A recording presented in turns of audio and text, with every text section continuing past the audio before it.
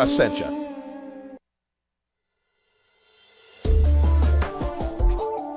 It's time for the Russ Belville Show's Cannabis Q&A with Dr. Mitch Earleywine.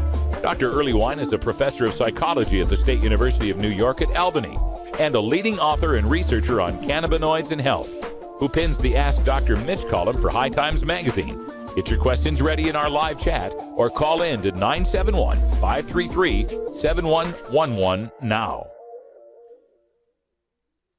Each Wednesday here on the Audio Stash, we get the chance to discuss the science of marijuana with Dr. Mitch Earleywine. Mitch is professor of psychology at State University of New York. He's author of the book Understanding Marijuana, A New Look at the Scientific Evidence, and editor of the new book Pot Politics. We have links to the books at normalaudiostash.com. Mitch, welcome back to the Audio Stash today. Thanks so much, Chris. Mitch, today we're going to discuss a very juicy topic, sex and marijuana.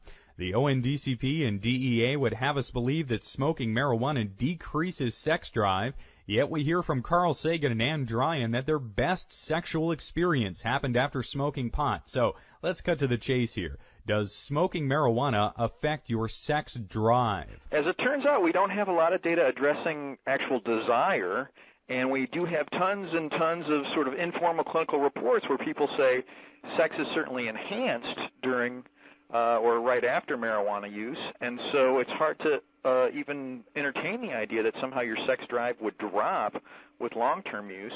Obviously, that's not something that's been a priority among a lot of big funding agencies, so if it does happen, we certainly haven't heard about it. So when we hear about this anecdotal evidence, are people saying their experience is enhanced or their sex drive is better? We've got data from as early as the 1980s suggesting that the experience is better. Men report seeing themselves as more giving and that people are generally more sensitive to touch, in part because time is distorted.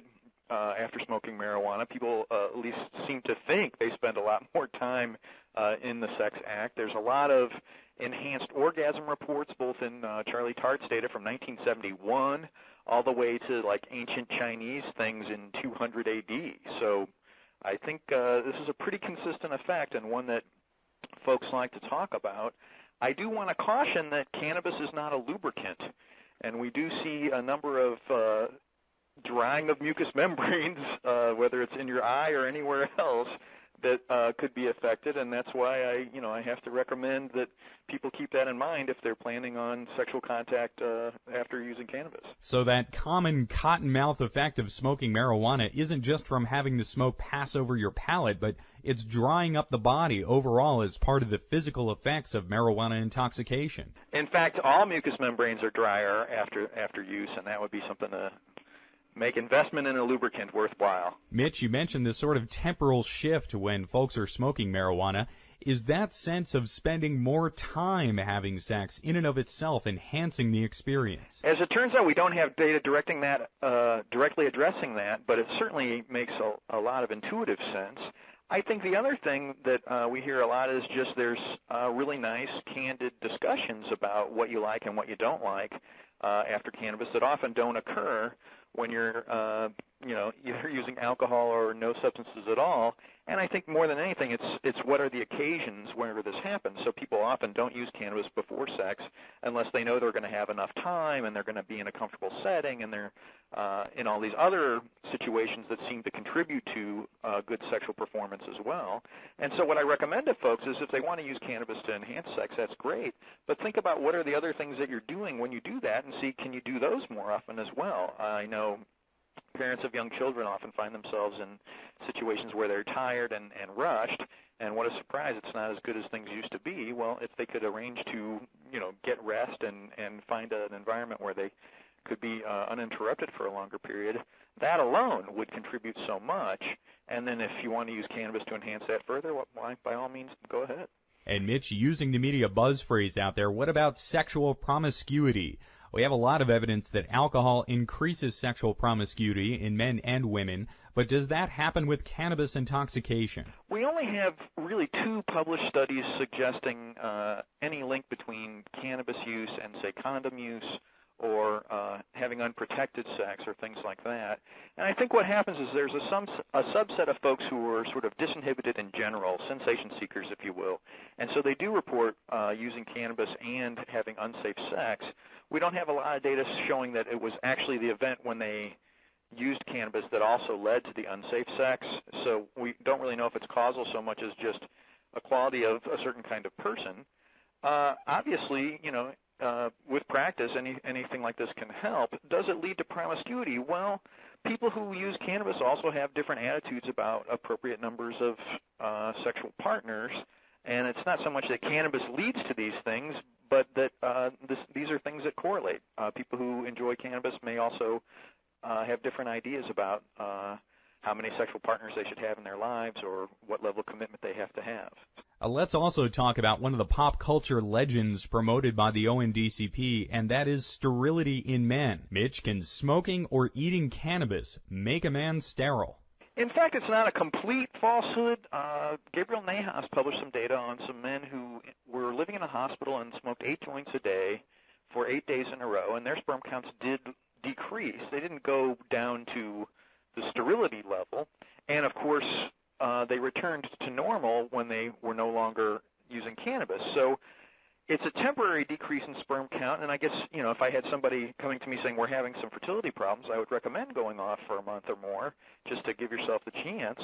But it's nowhere near birth control, and that's the thing that really worries me, is that there may be folks out there thinking that heavy cannabis use would be a good way to prevent conception, and that's just not the case at all. And what about women? Is there anything that points to marijuana making women less able to conceive? What's funny is the only data we have are from studies of women who were having fertility problems, and they do have some women in those samples who used cannabis, and they don't show any differences in their ability to conceive, but ironically, they're the ones who had sex more often. So we don't know if it's that they actually do have a lowered probability, but they're having so much sex that that makes up for it, or what. Really, really heavy, absurdly large doses of THC will interrupt estrus, the menstrual cycle, in apes and in certain other primates, but the dosages are just so high, it's a ridiculous comparison with humans and normal cannabis consumption. So there's no way for a woman to smoke a dose of THC high enough to affect conception. Exactly. Also, Mitch, let's look at the other side of this. Is it good for our overall sexual health to be intoxicated every time we have sex? I would not say so. I think the cool thing about sex and relationships is variety, in that sometimes something as simple as, lying on the bed the other way or going into another room of your house can make all this difference, and then making sure that you really get the opportunity to talk about it, to praise your partner for the things you like. And it sometimes can be as simple as, grunting and groaning a little bit more just to make sure that the message gets across what feels good.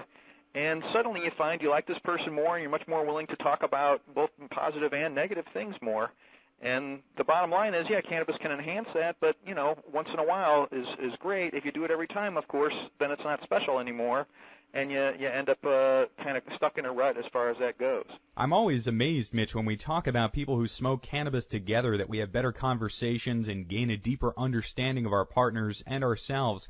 It seems that cannabis is this wonderful catalyst for an at-home version of cognitive behavioral therapy. Well, what's funny about that is we don't have the placebo control, so I think some couples may have the excuse of, I was high, and can always take back anything they said.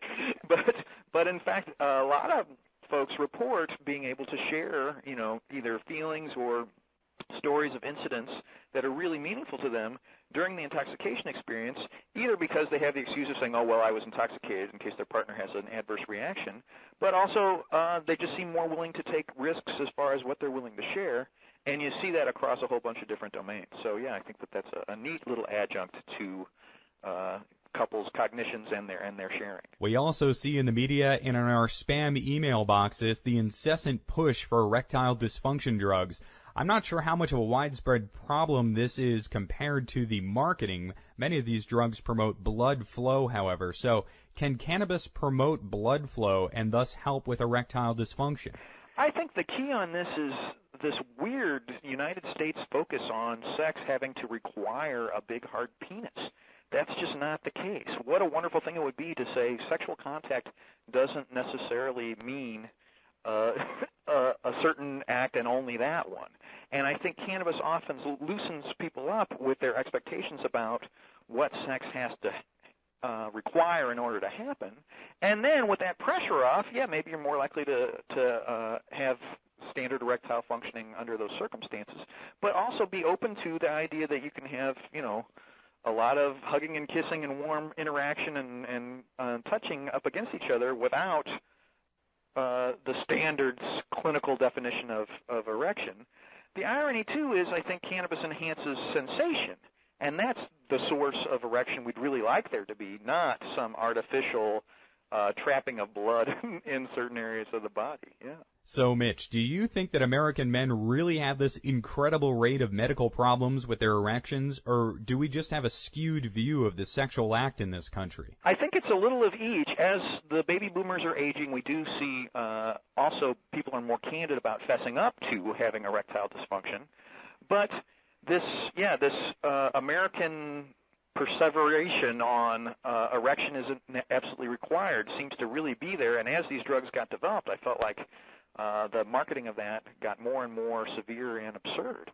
So in the end here, whether we're married or single with one or a variety of sexual partners, we should be seeking out an enhanced experience with sex, not necessarily an enhanced erection. Better communication and sensuality. This may sound like a feminist stance here, but this is something that works for men just as well for women.